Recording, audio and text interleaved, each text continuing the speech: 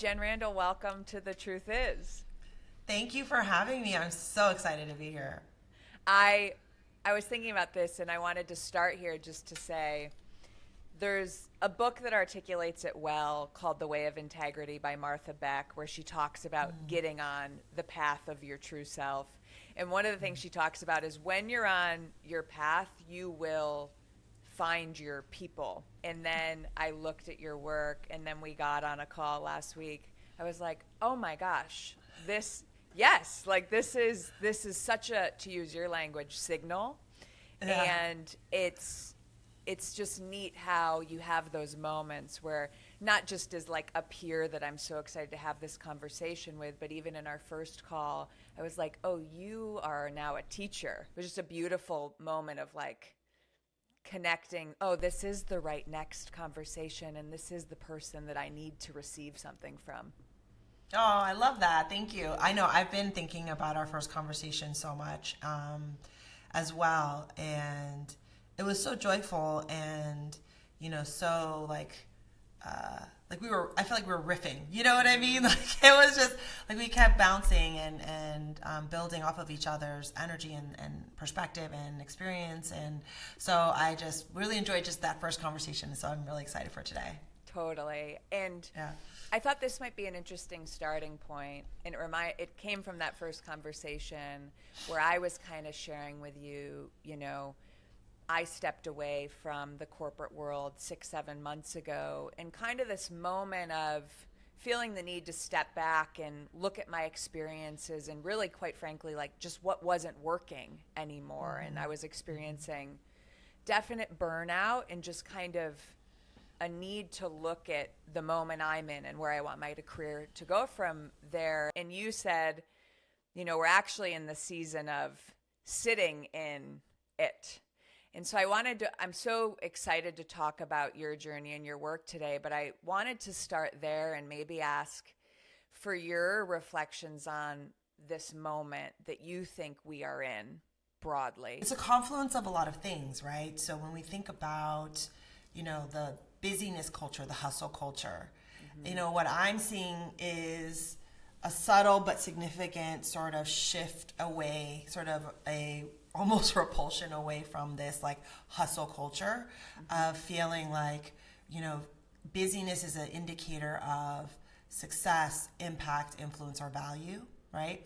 And a rejection of that notion such that people are then saying, well, if busyness isn't the thing, if like not having my schedule jam-packed all the time, if not overworking myself, then what? Right? Yeah. And I think that actually started, which we don't talk about it, is we act as if it didn't exist, but COVID, right? Like being in our homes, being away from a lot of the demand of our time, right? Changed our perspectives for 3 years, right? Almost of, well, how do I use my time and what does good use of time look like, right?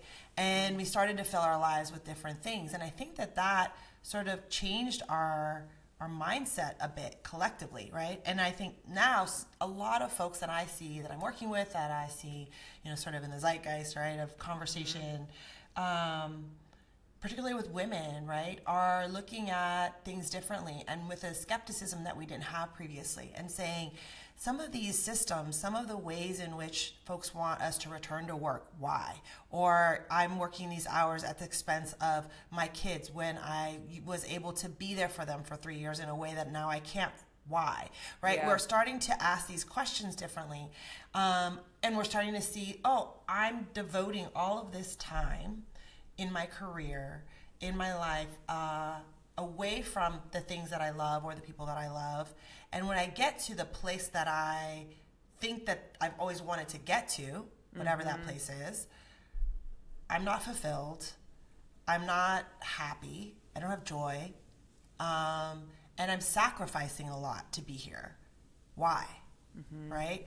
And, so therefore this is all like this, like contemplation. This is where I say it's not like, we're not rejecting the notion of hard work, I told you, I pick a word a year, right? One of the years, my word was ease, right? And so, ease in your life and inviting ease into your life, the shadow side of ease is like, am I lazy? am I not doing hard Totally. things, right? Totally. Like, so like desiring a different way, a different course brings up for us like, okay, well, what are the truths that I've told myself that, a successful life, a fulfilled life are, and do I believe those things anymore? And I need to sit in that, right? I don't need to necessarily say I want to pull myself out of the game because I still have a lot to contribute. And I don't necessarily want to lean into more of this because this is not it. It's not the jam. So therefore, let me sit in contemplation. Let me sit in this moment and determine what I want to do. And I was in conversation with someone in practice, and they said, I feel like I'm in a trough, right? If you think about the trough, it's like where you eat from, right? So yeah, I could sit here and get fat like a pig in a trough, but that doesn't feel really great, right? And so the opportunity then is, well, can I get myself out of this trough? Can I do the work to do that? And that's really difficult because that requires us to confront every single thing practically that we have been taught or we've taught ourselves to be true, and determine if we still uphold those truths or if they no longer serve us. One of the things I love about the articulation of your work with Signal is you talk about trust, and we'll get into Signal in your work, but you talk about trust on these levels of macro, meso, and micro. And I love to ask for like context on you as my guest, and so I wanted to see if we could start with the micro. And Okay. I think in the micro of you, Jen, and I would love to ask, like, what you think we need to know about younger Jen or Jen that led to you doing this work. This is a disclaimer for anyone listening. Like, I used to go by Jenny. So I think about, I'm not Jenny anymore, so you can't say that. My mom doesn't even call me Jenny. So I have been thinking about little Jenny quite a bit. And, it's really interesting. One of the things that I've been contemplating and working through personally was, that my mother was a single mother, and she worked really hard to give me a good life, right? And she had a corporate job. She worked at Del Monte in consumer complaints. Can you imagine? Wow. But, but I had a very keen awareness from growing up, like from an early stage in my childhood, from like probably baby, toddler, right? Like my mom was doing everything to hold it together.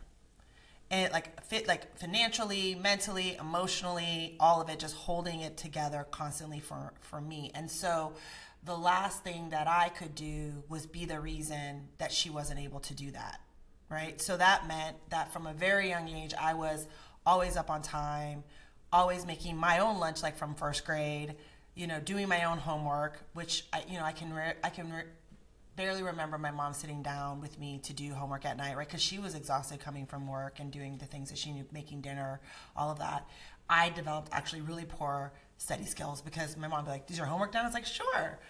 No one checked, and so I was always like the model child. And when I got older, I lived with my dad for a period of time, which totally disrupted my whole sense of self, and it was a very hard time for me. I came back, and I wasn't that model child for a period of time, right? And I remember a period where my mom's family started to weigh in on me, right? And the choices that my mom had made around raising me, right? And giving her grief. And it was almost like a light switch went off where I was like, well, you're not going to come for my mom, and I'm not going to be the reason that my mom is seen this way. And model Jenny went boom right back into place. And it was like, okay, I want to make sure that everything I do is so that my mom has pride in me and she can talk about me with pride to her family. Not that she was a bragger or anything like that, but she would just, talk about it. And I knew that like my successes were exponentially like better than anyone else in my family's successes, right? So like it was this reinforcing thing. But what it meant for me was that like I was edited constantly, right? Like hyper intentional about everything I did, how I showed up, what I said, what I didn't, how I presented, all of these things became hyper intentional in my behavior and my movements. And that's been true all the way now. I'm 48, right? So here I sit and I'm like, oh wow, this is a real thing for me around, not that I am a pick me. It's not really about wanting to be chosen, but it is about presenting with intentionality to a point where I think I can create distance from myself, from others, right? I can manage perception, right? I show a lot seemingly, but there's a lot behind the scenes, right? Like the masking that's required to move through spaces and places, I can do that really well if I need to, right? So like a lot of this stuff I have unwound over the years, but it was really in this last, few months of this year, really thinking about where a lot of this started from, right? Like a lot of my contemplative work has been about authenticity, showing up without fear and in boldness and bravery and truth. But I really was like, oh, this is where it started. When did the shift to Jen come from Jenny? I probably really hardcore Jen, like around the time I went to business school. Maybe even slightly before then, but most likely my 20s. So I was Jennifer professionally, on Written Anything for a long time. But then I was like, no, I'm Jen, right? And that was super intentional, across the board. For me, it was very important to express myself fully in whatever space I was in, to never feel like I had to show up differently in one space or another in order to be successful. Right? I wanted a continuity in an agency in my identity, right? And I wanted choice. I didn't want to subscribe to labels. I didn't want to be even give into them. And so there's things like the lowercase letters or the use of my name or different things that are signals that I've used over the years to bring myself authentically into moments, right? And so now, the contemplation, the deeper contemplation that I've been around the little Jenny is, all right, well, how much of this is really serving me now and is a part of the thing I've built of Jen versus what is really Jen? There's things you see about little Jenny and what she took on that you maybe want to release or hold more lightly, and there's a reverence for what she built. Correct. Yeah. Yes, exactly right. And a reverence in the sense of it was in service of being authentic, but how much do I need to cling to some of these things? So it's just interesting, when we go back to your question, right, about, sitting in, these are the contemplations, right? I think so often because we live in this capitalist construct, we live in the world we live in, when we think of the contemplations, it's what job do I want to have? What career path do I want to take, right? Should I go left or right versus who am I, right? Because the opportunity really is around getting back to self and alignment and true self as a compass to navigate this lifetime. Yeah. And the more that we are, not sort of deconstructing these truths that we've picked up along the way, whether self-imposed or externally imposed, then the further from ourselves we actually are. To experience alignment, I needed the comparison of what felt misaligned. And I wonder, as you look back on earlier chapters of your career, what led to you maybe having this inflection point or this shift that ultimately led to the work you're doing today? Do you feel a sense of before and after or inflection point? How do you look back on the road to this moment? So, diversity, right? When we think of diversity and we strip it away from all this political jargon and corporate jargon, right? It's just difference, right? And oftentimes, with diversity, we invite, diverse perspective, diverse people into our lives. We encounter them in our lives. And, it's oftentimes that people aren't really, let's say, phobic or racist or whatever. They actually are uncomfortable, right? They're uncomfortable with the thing that's different than them, because that thing is causing and calling into question all of the truths and all of the norms and all of the ways of existing that they have accepted, right? Because their presence, just their presence alone, right? And more often than not, that difference is heightened because the entity coming in is asking questions to understand the new place that they're in.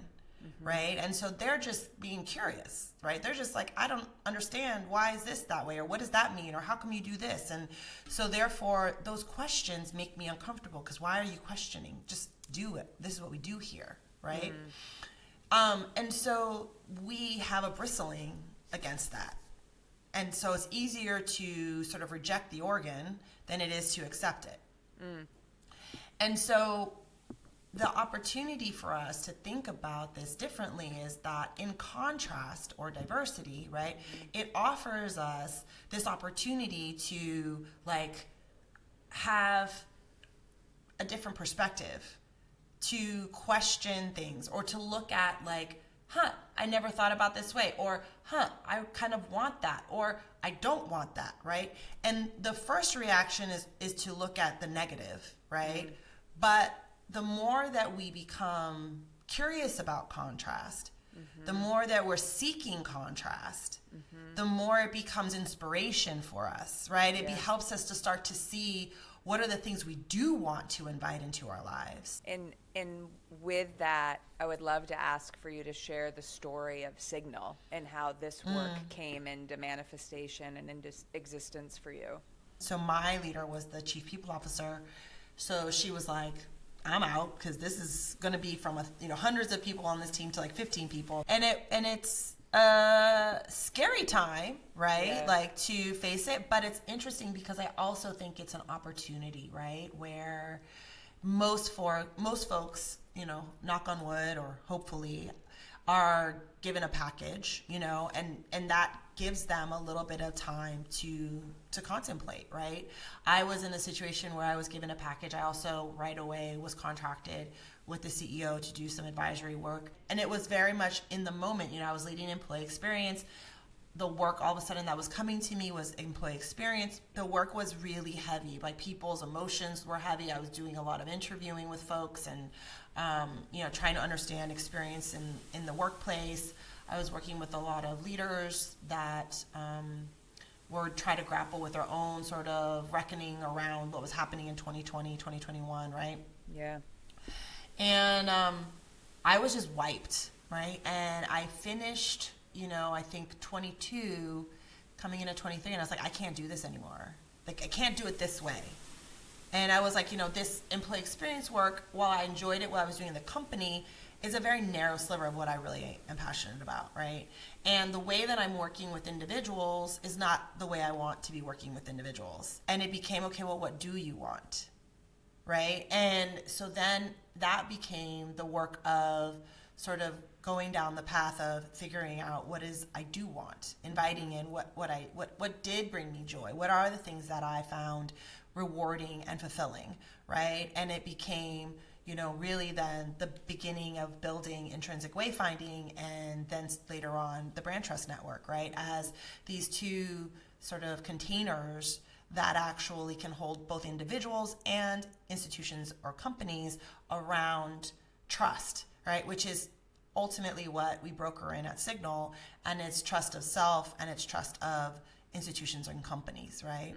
One thing that feels super aligned with this podcast being an exploration of personal truth and alignment and integrity is that you are really in the weeds with how the personal connects to the collective.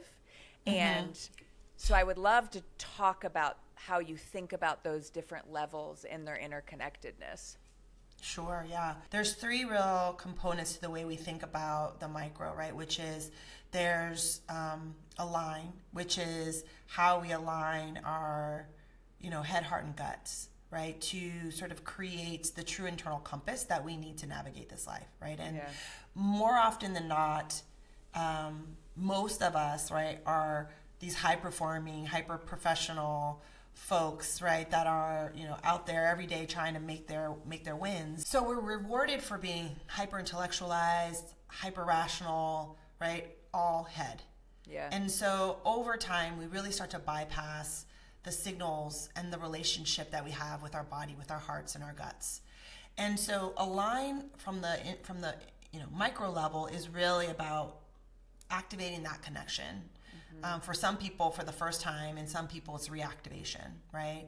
But that takes a lot of work, and it takes trust, because your head is really doing the work of all three, right? Your mind, your brain is really trying to set the course, lead the course, pivot the course, all of these things, play all the roles on the field, right? When they're not supposed to be, right? It has a specific role in the system. And so the work first is about, kind of creating that connection and that harmony, and figuring out the roles that each of them play in your life. And can I ask you, while we're still on the micro, how you bring a client into that felt sense when it feels so foreign conceptually? Yeah. So we do a lot of work around rituals, right? And inviting new rituals in to help create different sort of connections, different communication, let's say, right? So a lot of times, people talk about, meditation and doing all these things. I work with folks who are pretty busy, pretty overstretched, right? Overly stretched in their lives, in their careers. And so they're like, I don't have time for, sitting on a mountaintop to do this work, right? Yeah. And I'm like, noted. Also note that you want a different pathway in your life. So, we're going to have to compromise. And so the compromise that we do is there are a lot of things that we do habitually, right? Like brush our teeth, make our coffee, drive to work, right?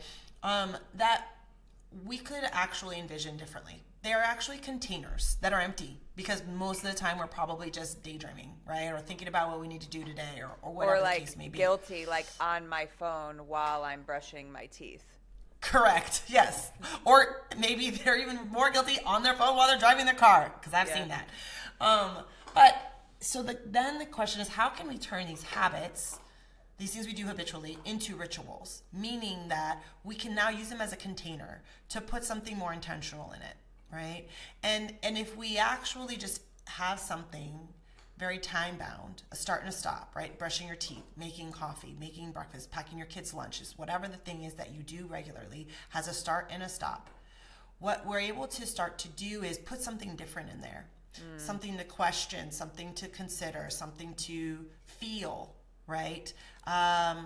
Sit with, right? And it's bounded, because the problem is most of the time your head is hyper alert to anything that's going to shake up the system, right? So if I'm inviting emotionality in, when I'm not typically very heart-centered, right? Or I'm sort of inviting quote unquote guesswork in because I'm going to tap into my intuition, right? Then your brain is like, look, we ain't got time. We have to get on this track and go down this path. Like, we don't have time for all of this noise. But if you can almost negotiate, right, with your brain, that while I do coffee, I'm going to just think about this. And then when I'm done doing coffee, I will put it aside, right? You can start to create a little bit of room for a different type of contemplation. And what you're doing really is cracking that door open a little bit that I talked about earlier. Yeah. Right? Just letting in a different way of thinking and being into your life.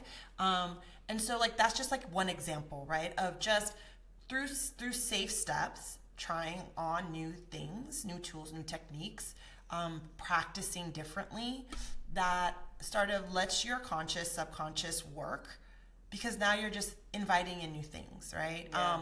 So that's an example around just how do we use rituals in a way that help us sort of open up new pathways.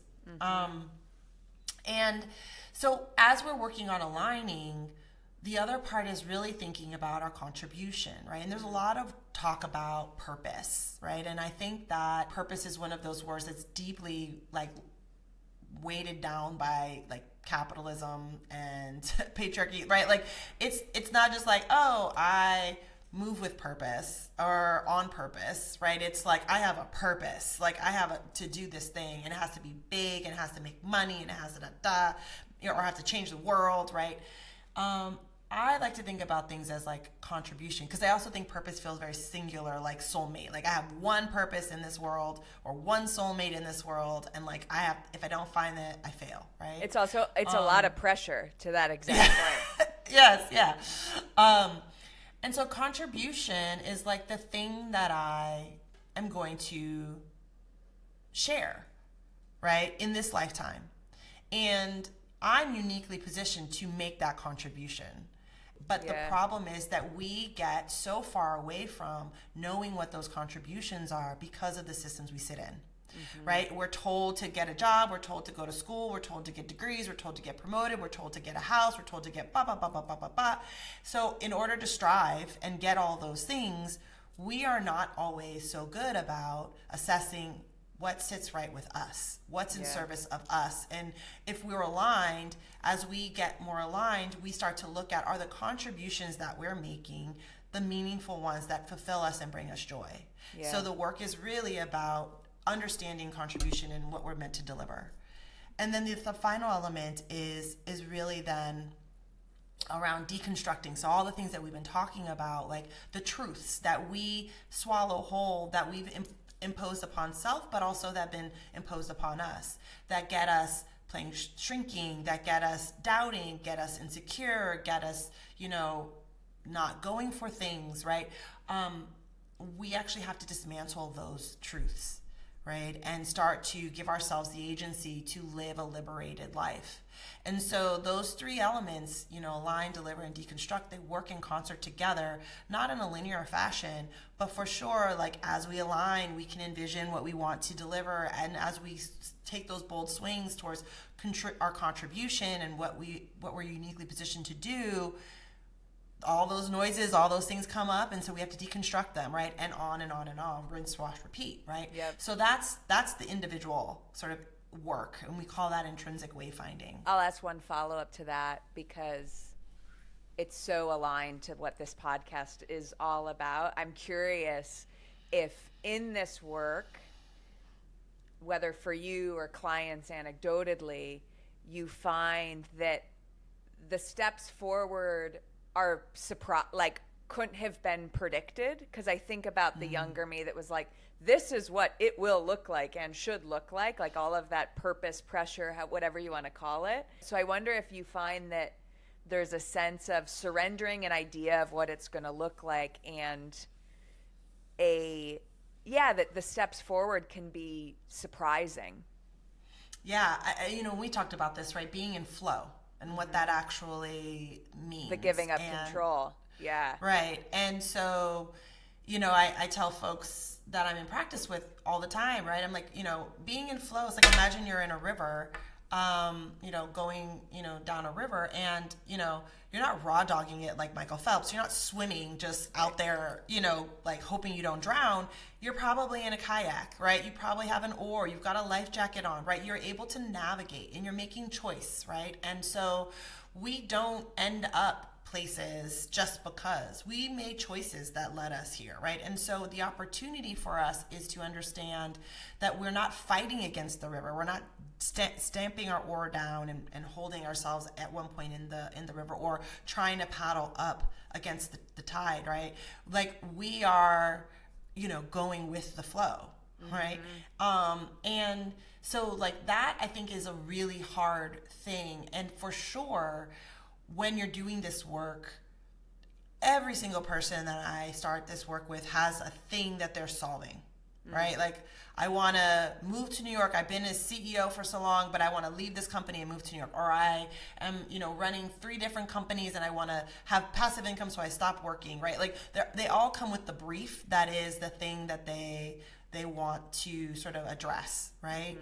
The work, though, becomes so deeply rooted, so deeply personal, that it's so far-reaching beyond any sort of initial perspective, right, of what they thought they were starting, right? So it never ends up, or it never becomes the thing that someone thinks it's going to be. That, like, the brief is necessarily articulating. Now, take us to how the macro meso. connects Oh, up. Yeah, I don't yeah. think I'd heard the word meso before meeting you.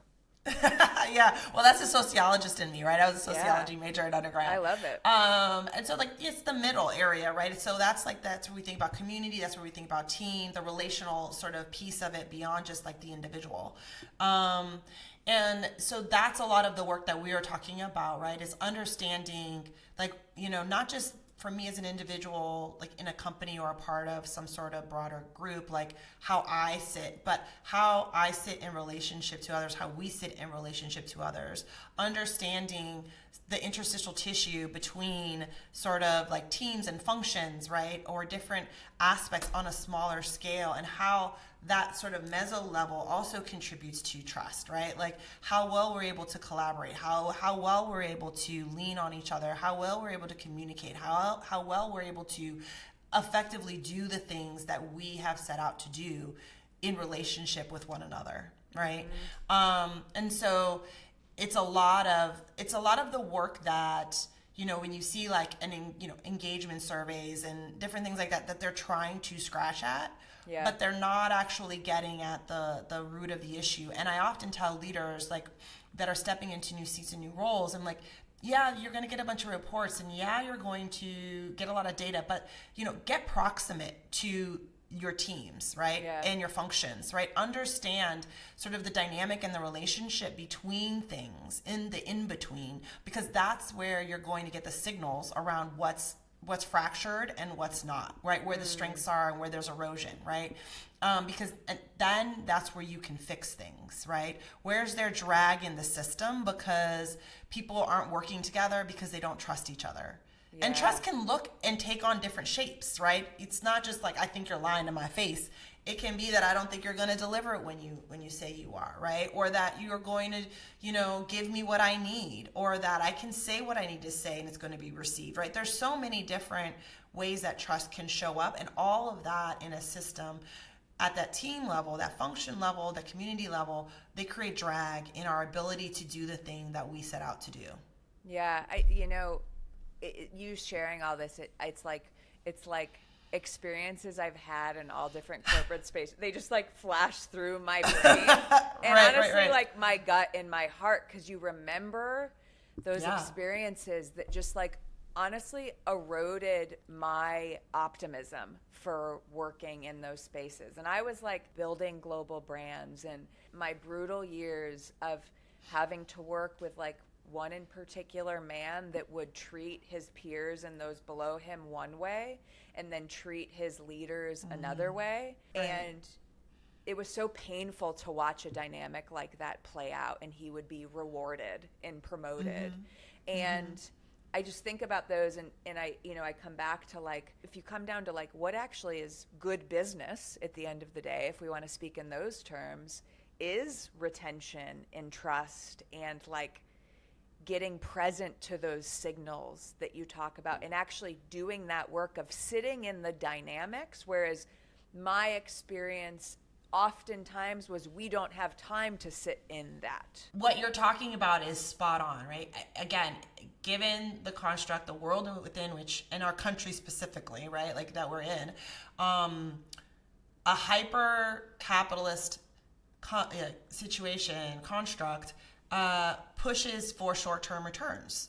Yeah. Right. So again, like everything that we operate in is pushing for a busy hustle sort of drive. Right. And rapid returns, are necessary to prove that you have place and space and validity in anything. Right. Like everybody better be an ROI on my time, on my money, on my everything, and you just keep going, clicking all the way up to the institutional level, right? Yeah. And what I love about Patagonia is, by definition, it took its contribution and thought about it from one of the elements we have in the brand trust network is stewardship, right? So again, if you are thinking about this from a trust perspective, then you're thinking about stewardship. Right? I have to be a steward of this brand to ensure that it is trusted over time. So that implies legacy, right? It implies a longer term sort of lead and determination period, right? The things that we're doing today don't necessarily bear fruit next quarter. Right. They will bear fruit maybe even beyond our lifetime, right? So then it becomes things like embodied values, right? If we are stewards, then there's a certain way that we need to show up, not just for the world, but for ourselves, for our teams. And as leaders, we must be congruent with all of these things, right? So all these things I'm talking about now are like the elements of the brand trust network. And so you start to think about doing and running business quite differently, right? When you're looking at building an ecosystem based on trust. Yeah. Right? Because you cannot operate with this short-term mindset, this I don't need you, go ahead and leave attitude, right? Because that's not trustworthy, right? Yeah. And so what we ask of our clients is not to think about like bolting on all this new capability and technology and all these things. It is simply adding a lens of trust onto the things that you're already doing and trying to understand how is trust either strengthened or eroded or fractured based on this decision, right? And if we use that lens, how does it shift at the most fundamental levels, and at the biggest levels, the way that we move and the impact that we have as a company? In my head, as we talk about the macro, you can't help but think about just the broader moment we're in where there's so much imbalance of power and greed, and it feels like our values collectively are really in question. And so I just wonder what you think about, or through your experience, especially working with like leaders of some of the biggest corporations, if the common denominator needs to be that like you believe stewardship and contribution matters for like to be invested in this work. Well, and that goes back to your point around accountability, right? That there's clearly a like hole in the net, if you will, right? Where people are like, we can get out of this way, right? You know what I mean? And I think that there's a couple things I want to say to this. One is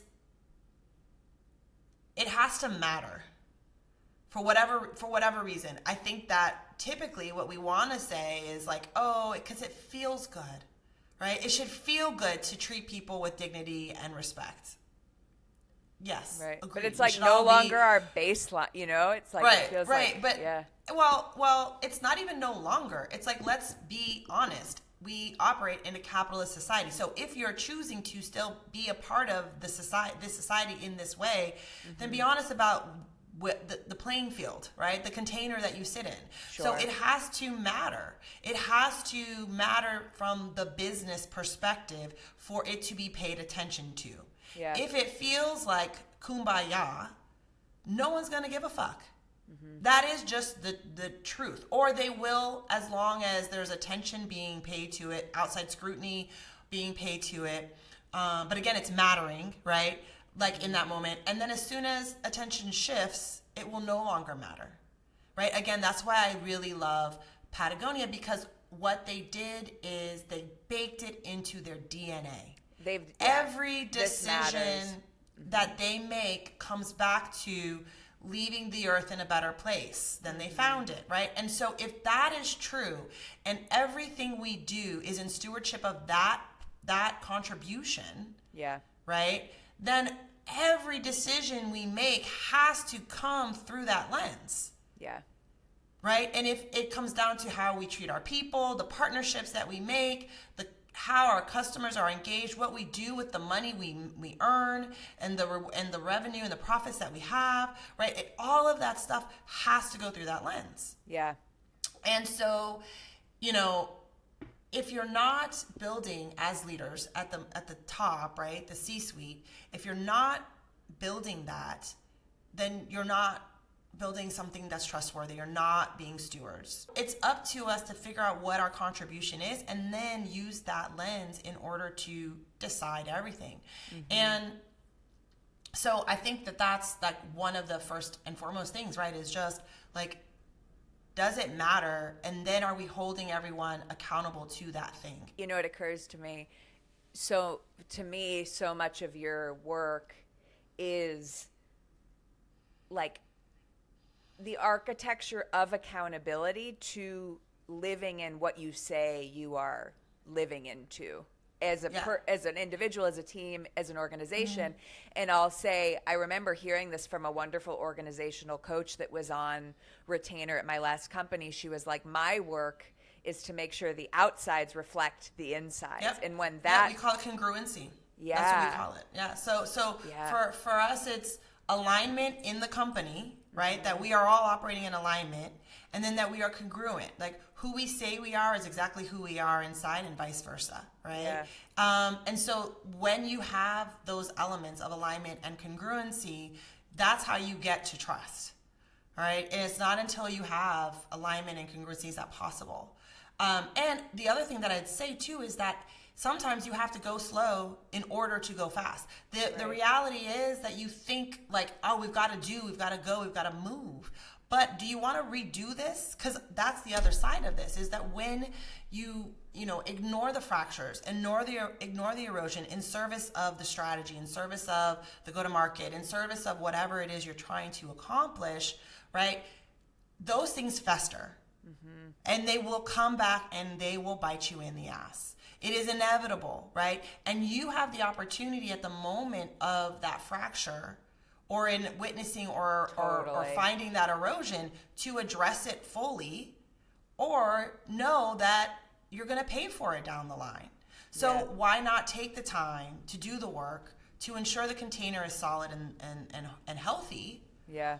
Versus actually being on threat of losing the entire thing. You know, it's yes. And it's funny, like, I think about some of the relationships I've had that have been deeply meaningful, both with folks that have worked on my team and people that I've worked for. And I find that the moments that have strengthened the relationship the most is when one of us can come to a meeting and say, this is really hard right now. And this is why it's hard, and let's talk about why it's hard. And I bring that up because I love you talking about these moments where either we sit in it, in the discomfort, which is actually the honest, like the truth, the trust, or we're going to perform some campaign that everything, whether that's everything's fine or this is what we're doing. And I've noticed over the years the moments when I can feel a leader's real presence and having dropped in the truth of the moment versus the performance that everything's fine and we're going to just press on to Q3. Yeah. I mean, and think about it, like across the board, we're seeing, again, we started this conversation with sort of this disillusionment with sort of the narrative we've been told, and sort of that it doesn't feel right. It's not sitting with me. It's not serving me. And so this gnawing feeling is causing me to look at things differently. And so the question becomes, to what degree we want to engage in this contemplative journey, this contemplative exercise, right? The same is true for, individuals and the macro, right? Which is to say, like, I was just reading something that said, like, Gen A, Gen Z, whatever, like the young generations are breaking the marketing funnel, right? And it's like, oh no, it's because they don't give a shit about your glossy sort of marketing campaigns.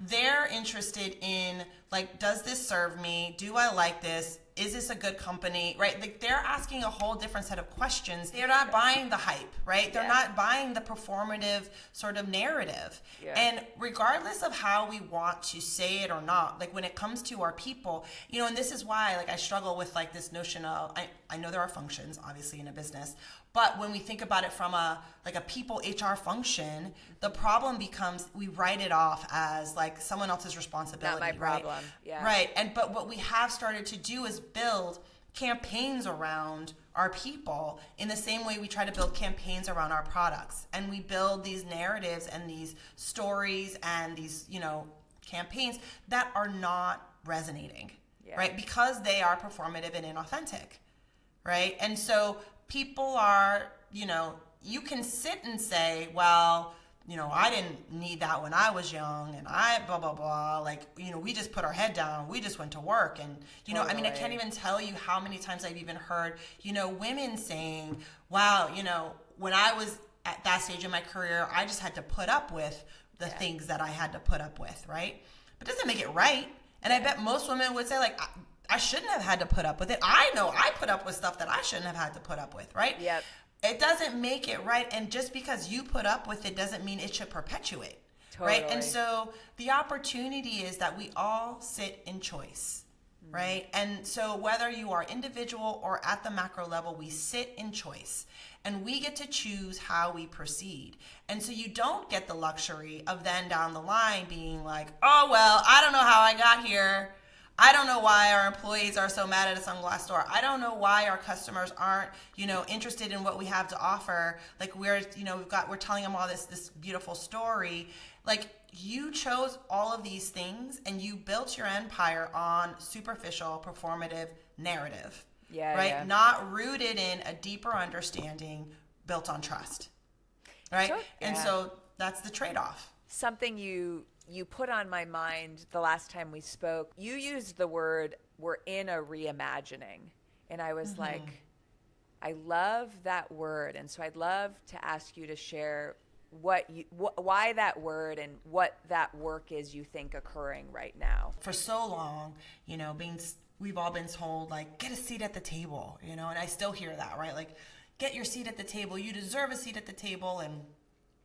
And I struggle, to your point earlier about, leaving corporate America and like that not really serving you anymore. Like, I'm like, do I want a seat at this table? Like this table is dirty. Table? Yeah. Right? Whose table is dirty? Like, I don't even know if I want to sit at a table. Like maybe I want to lay in the grass in the I was field, going to say, I want to sit in some grass.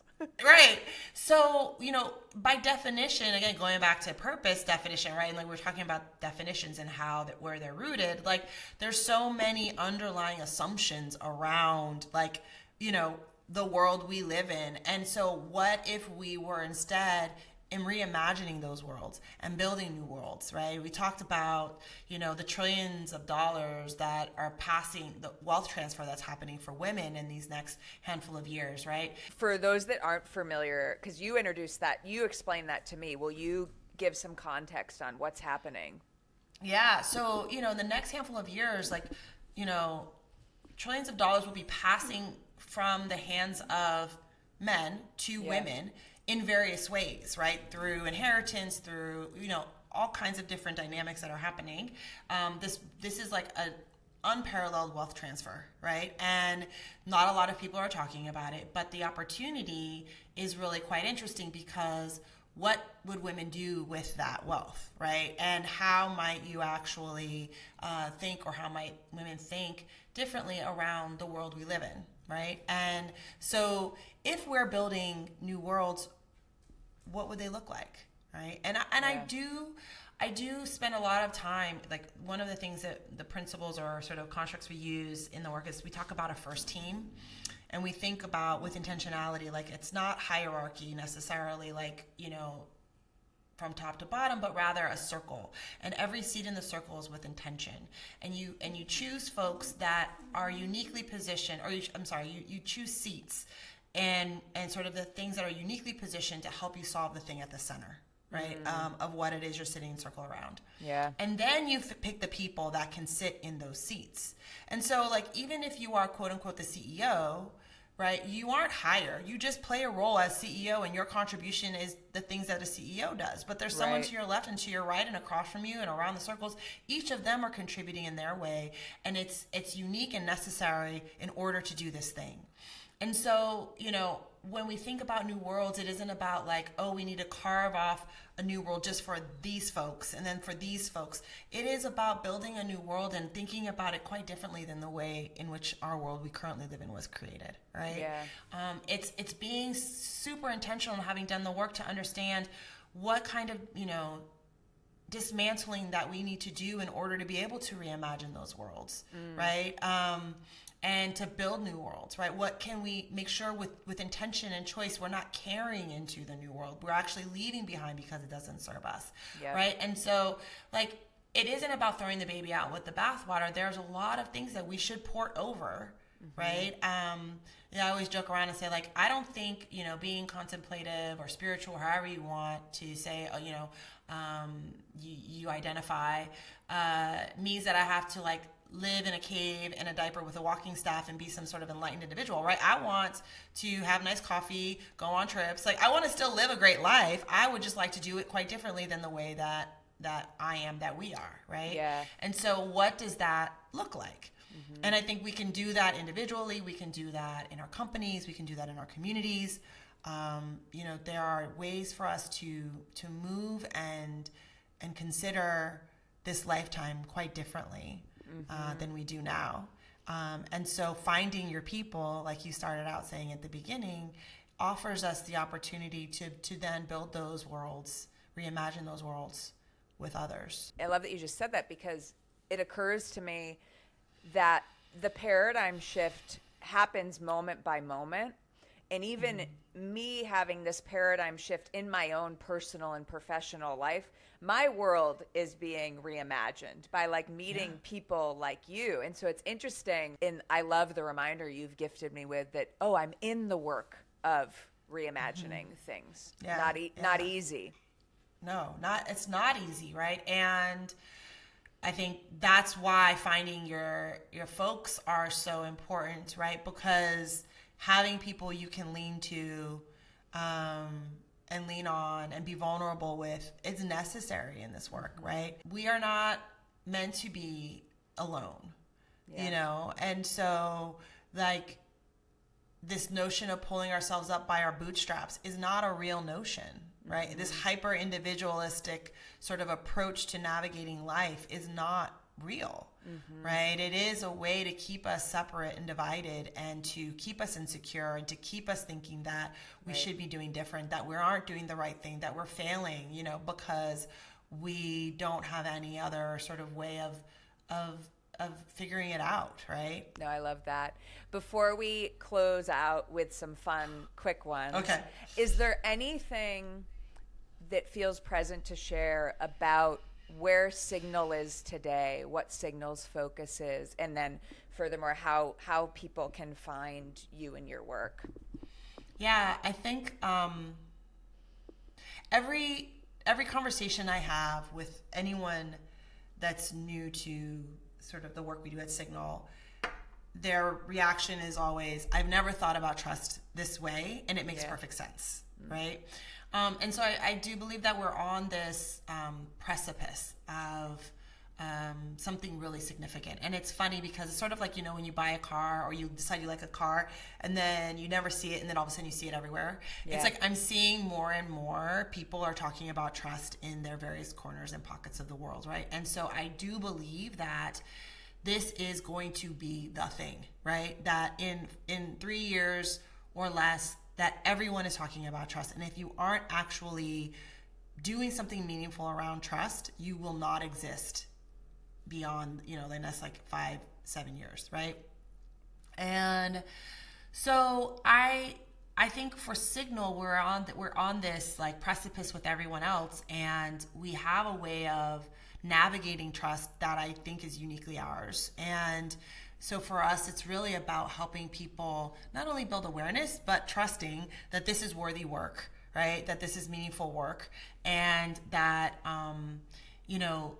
it's worth sort of whatever moment you sit in to pause and understand where you sit relative to trust, right? And at the organizational level, the company level, it's building a map and understanding quite literally where your trust deposits sit and where you are overdrawn, and where there are fractures and where there is strength, right? And then determining what is it that you want your relationship to be relative to trust, and how do you then go about building a strong container around trust and an ecosystem around trust, right? And so that first work is where we sit today is building that awareness that this is worthy work and vital work, and getting people on the path with us, right? That's the first thing on that side. On the individual side, it is that there's opportunity on the other side of this contemplation to live differently, to feel differently about the time you have in this vessel, navigating in this lifetime. And so again, that it's worthy work in getting people on the path with us. You can find us. You can find me on LinkedIn, my partner Denise Nelson as well on LinkedIn. And we have a website, signaladvisory.com. You can find us there as well. I have a Substack. Ooh, I can't all wait of the to read things. it. And I'll share everything in the show notes for the episode. Okay. The person listening that is like, gosh, like my organization does not value this. I don't feel, I'm not in an environment where this feels like it's considered worthy work or the plot has been lost. Where should that person start? It depends. I mean, honestly, it is on the micro. It could be like, does this place serve you? Does your path currently suit you and serve you for what you are wanting for yourself? Do you feel fulfilled? Do you feel joy? Is there something else you should be contemplating or considering? Yeah. Or if there's a remit to say, actually, this is part of, like, I don't fully know 100% what our trust issue is, but this is resonating in some way, some sort of like gut level, then like explore it, right? Like start to explore the trust and like get proximate. Like I said, get close to where you're feeling things are off. All right, a few fun ones to bring us home. What is a ritual or a practice that keeps you? Gym, working out. Yeah, like I have to go in the morning. I notice if I don't work out what it does to my regulation, right? My system. What would your 8-year-old self say to you today? She would say that she was proud of me for sure. And she would say, carry your things. Because that was like what was like, my dad would always say to me, was like, whatever you want to bring, you got to carry it. Carry your own things. Like, so if you want to go camping, you want to go skiing, you want to whatever, like you got to carry your own things. So like, no one's going to carry it for you. So just carry your own things. Like, I mean, it's through my dad's voice, but that's like something that I have thought about all the time since I was little. Because I used to hate it. I'd be like, this sucks. Because I was skiing since I was 3. So like all the kids' parents would be carrying their gear and everything. And I was just like 3-year-old Jenny carrying my skis and my boots, my poles, like walking down the street, like everything falling and, but that's like life. Yeah, there's an accountability to self that's empowering. What would your 80-year-old self say to you? It's okay to just be. Beautiful. All right, this is the truth is Mad Libs. You fill out this sentence. I used to think blank, and now I know or now I believe blank. I used to think I couldn't do this, and now I believe I can.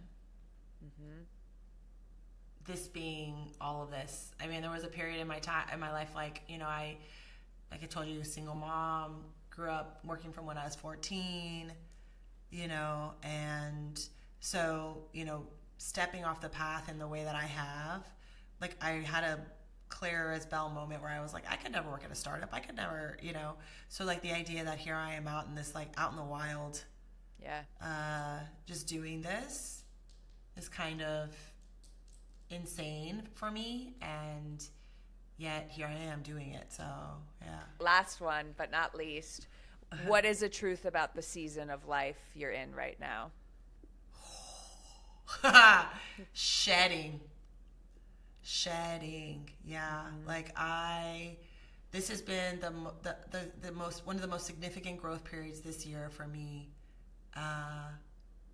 in my life, outside of 2015, but that's a whole nother story.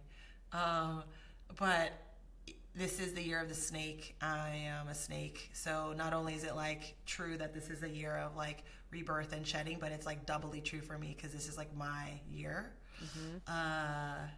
So it's been like a lot of the things like I shared earlier, contemplation, mirrors, facing self, contemplating and really addressing like the truths that I've held, shedding layers of self to really uncomfortable points. Yeah. Well, Jen, I can't believe that I didn't know you 3 weeks ago, and I'm expanded by having gotten that privilege of speaking to you and now being aware of and a student of and an advocate for your work.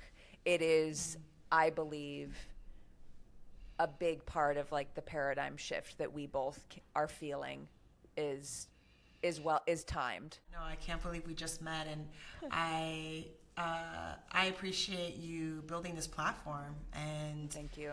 you know, really creating a container to sit and have these kinds of conversations and contemplations, right? Like, this is the way through, right? This is the work that we all do. Is like this is your contribution. It's a beautiful one in this moment and necessary in service of what we're doing. So thank you so much. Thank you.